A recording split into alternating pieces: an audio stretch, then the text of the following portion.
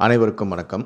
சற்று முன்பு தமிழக அரசு இன்று வெளியிட்டுள்ள 8 முக்கியமான அறிவிப்புகள் என்னென்ன என்பதை பற்றி தான் நம்ம இந்த வீடியோவில் டீட்டெயிலாக பார்க்க போகிறோம். முடிந்த அளவுக்கு இந்த வீடியோவை ஸ்கிப் பண்ணாமல் முழுமையாக பாருங்கள். இந்த வீடியோக்குள்ளே போகிறதுக்கு முன்னாடி இந்த வீடியோக்கு ஒரு லைக் பட்டனை ப்ரெஸ் பண்ணிடுங்க. நீங்கள் இதுவரைக்கும் என்னோட சேனலை சப்ஸ்கிரைப் பண்ணாமல் இருந்தீங்கன்னா மறக்காமல் சப்ஸ்கிரைப் பண்ணிக்கோங்க. கூடவே அந்த பெல் சிம்லையும் மறக்காமல் கிளிக் பண்ணிக்கோங்க. சரி, வாங்க இப்போ நாம் வீடியோக்குள்ளே போகலாம். முதல் அறிவிப்பு: புயல் பாதித்த 3 மாவட்டங்களில் அரையாண்டு தேர்வு ஒத்திவைப்பு. பள்ளி கல்வி இயக்குனர் உத்தரவிட்டுள்ளார். கடலூர், விழுப்புரம் மற்றும் திருவண்ணாமலை மாவட்டங்களில் அரையாண்டு தேர்வுகளை வரும் ஜனவரி 2ஆம் தேதி முதல் 10ஆம் தேதிக்குள் நடத்திடுமாறு மாவட்ட முதன்மை கல்வி அலுவலர்களுக்கு அனுமதி வழங்கப்படுகிறது. இந்த மாவட்டங்களுக்கும் அரையாண்டு விடுமுறை காலம் வரும் 24ஆம் தேதி முதல் ஜனவரி 1ஆம் தேதி வரை பொருந்தும் எனவும் அந்த உத்தரவில் கூறப்பட்டுள்ளது. இரண்டாவது அறிவிப்பு: பெஞ்சல் புயலால் பாதிக்கப்பட்ட 3 மாவட்டங்களின் குடும்ப அட்டைதாரர்களுக்கு தலா 2000 ரூபாய் வழங்கும் பணி தொடங்கியுள்ளது. அடுத்த 3 நாட்களுக்குள் நிவாரணத் தொகை வழங்கப்படும் என்றும் வருவாய்த்துறை முதன்மை செயலாளரான அமுதா IAS தெரிவித்துள்ளார். மூன்றாவது அறிவிப்பு: முதல்வர் மருந்தகம் அமைக்க விண்ணப்பிக்க மீண்டும் தேதி நீடிப்பு. நேற்று 5ஆம் தேதி வரை இணையதளம் மூலம் விண்ணப்பிக்கலாம் என அறிவித்திருந்தது.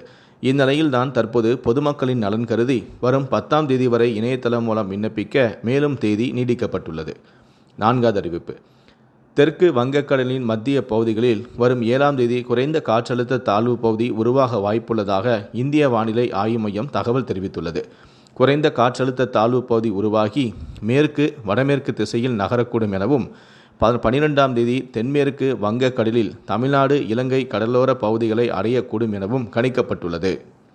ஐந்தாவது அறிவிப்பு: பெஞ்சல் புயல் காரணமாக சென்னை, காஞ்சிபுரம், செங்கல்பட்டு, திருவள்ளூர் மாவட்டங்களில் மின் கட்டணம் செலுத்துவதில் ஏற்பட்டுள்ள இடர்பாடுகளை கருத்தில் கொண்டு மின் கட்டணத்தை அபராத தொகை இல்லாமல் செலுத்த டிசம்பர் 10ஆம் தேதி வரை கால நீடிப்பு செய்யப்பட்டுள்ளது.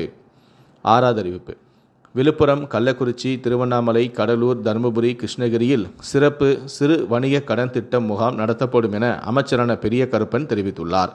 மழை வெள்ளத்தால் சிறு வணிகர்கள், சிறு கடை உரிமையாளர்கள், சாலையோர வியாபாரிகளுக்கு கடும் பாதிப்பு ஏற்பட்டுள்ளது.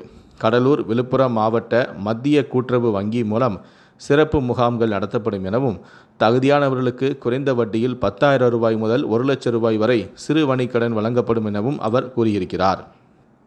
ஏழாவது அறிவிப்பு: உயர்கல்வியில் இனிமேல் ஆண்டுதோறும் 2 முறை மாணவர் சேர்க்கை நடத்தப்படும் என்று பல்கலைக்கழக மானியக் குழு தெரிவித்துள்ளது. ஜூலை, ஆகஸ்ட் மாதங்களிலும் ஜனவரி, பிப்ரவரி மாதங்களிலும் மாணவர் சேர்க்கை நடத்தப்படும் என்றும் புதிய கல்விக் கொள்கை அடிப்படையில் புதிய நடைமுறைக்கான வரைவு அறிக்கையை வெளியிட்டது பல்கலைக்கழக மானியக் குழு. கடைசியாக 8வது: வங்கி கணக்கு வைத்திருப்பவர்கள் 4 நாமினிகள் வரை தங்களுடைய கணக்குகளில் வைத்திருக்க அனுமதி அளிக்கும் வங்கி சட்ட திருத்த மசோதா மக்களவையில் நிறைவேற்றப்பட்டுள்ளது. இந்த 8 அறிவிப்புகளை பற்றிய உங்களுடைய கருத்துக்களை கீழே இருக்கக்கூடிய கமெண்ட் செக்ஷனில் மறக்காமல் சொல்லுங்கள். முடிந்த அளவுக்கு இந்த வீடியோவை மற்றவங்களுக்கும் ஷேர் பண்ணுங்கள். மேலும் இது போன்ற பல வீடியோக்களை பார்க்கணும் அப்படின்னு வச்சிங்கன்னா மறக்காமல் சேனலை சப்ஸ்கிரைப் பண்ணுங்கள். நன்றி, வணக்கம்.